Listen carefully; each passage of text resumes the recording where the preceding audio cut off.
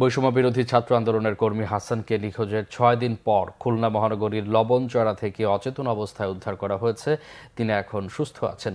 Khulna medical college হাসপাতালে চিকিৎসা চলছে তার। আজ ভোরে লবণচড়ার মদিনাতুল উলুম সুলতানিয়া আহমেদ জামে মসজিদের মুসল্লিরা তাকে অজ্ঞান অবস্থায় দেখতে পায়। পরে লবণচড়া থানা পুলিশ হাসানকে উদ্ধার করে হাসপাতালে ভর্তি করে। হাসান জানান, বৈষম্য বিরোধী ছাত্র আন্দোলনের ভেতর ছাত্রলীগের অনুপ্রবেশ ঠেকাতে গিয়েই অপহরণের শিকার হন তিনি।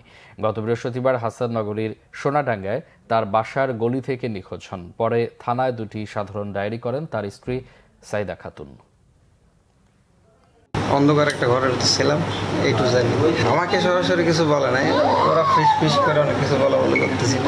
শারীরিক টর্চার করে, মানসিক টর্চার।